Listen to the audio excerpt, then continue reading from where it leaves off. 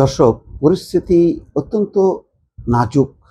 রামিসা হত্যার রেশ না কাটতেই চট্টগ্রামে একই ধরনের একটি ঘটনা, সেই ঘটনার আরো ভয়াবহতা লক্ষ্য করা যাচ্ছে। খবর হচ্ছে চট্টগ্রামে শিশুকে ধর্ষণ চেষ্টা, টিয়ার সেল, সাউন্ড গ্রেনেড, ফাঁকা গুলি, অভিযুক্ত ব্যক্তিকে নিয়ে 6 ঘন্টা অবরুদ্ধ পুলিশ। কল্পনা করেন, ঘটনা হচ্ছে যে 4 বছরের এক শিশুকে ধর্ষণ চেষ্টার অভিযোগে এক ব্যক্তিকে পুলিশ আটক করে।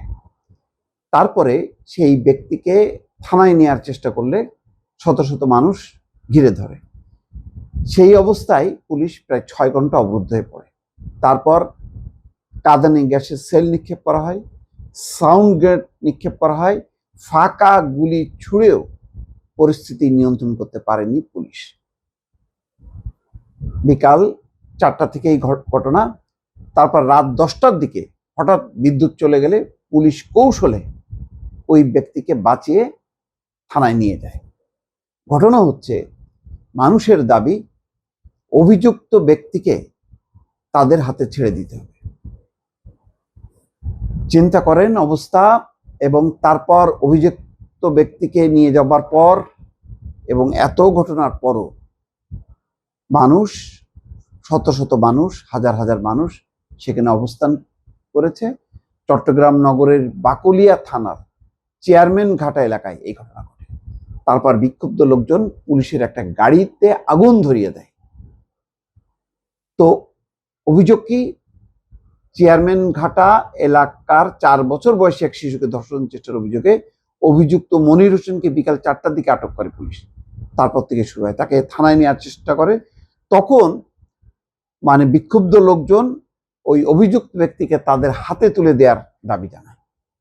আপনি কল্পনা করতে পারেন, ধর্ষণ চেষ্টার অভিযোগ, ঘটনা সত্য মিথ্যা যাই হোক না কেন, পুলিশের দায়িত্ব হলো আইনগতভাবে বিষয়টি মোকাবেলা করা। যেহেতু অপরাধ করেছে এবং অপরাধের প্রকৃতি কি, সত্যতা কি, এটা যাচাই করার পরিপূর্ণ অধিকার আছে পুলিশের। কিন্তু এই যে ঢাকার রামিসা হত্যার ঘটনায় মানুষ ফুঁসে আছে এবং বলা যায় যে মানুষ অন্ধ হয়ে গেছে ক্ষোভে, রাগে, দুঃখে। এবং এই ধরনের উন্মত্ত জনতাকে মোকাবেলা করা খুবই কঠিন। যখন যুক্তি পরাস্ত হয় তখন মানুষ উন্মত্ত হয়, তখন সে আইন কানুন কোনো কিছু মানতে চায় না। তেমনই ঘটনা ঘটেছে। বলা যায় পুলিশ, তার গাড়ি একটা পুড়েছে, পুলিশ তার জীবন রক্ষা করতে পেরেছে। কিন্তু পরিস্থিতি দেখেন, ওই অভিযুক্ত ব্যক্তিকে তাদের হাতে তুলে দেওয়ার পর কি হতো? কোনো বিচার হতো না, তাকে পিটিয়ে মেরে ফেলা হতো। হয়তো যদি ধরেন, যদি প্রমাণ হতে পারে যে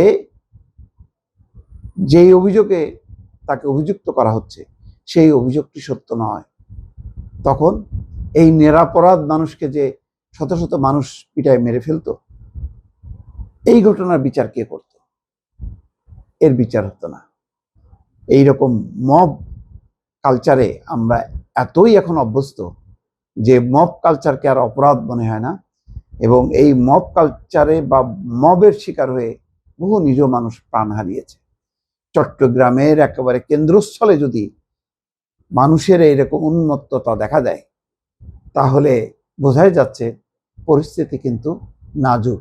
কারণ বিভিন্ন মহল ওত পেতে আছে এইসব ক্ষোভ বিক্ষোভকে পুঁজি করে একটা অস্থিতিশীল পরিস্থিতি তৈরি করা। আমরা কি সেদিকেই যাচ্ছি? প্রশ্ন রাখলাম দর্শক।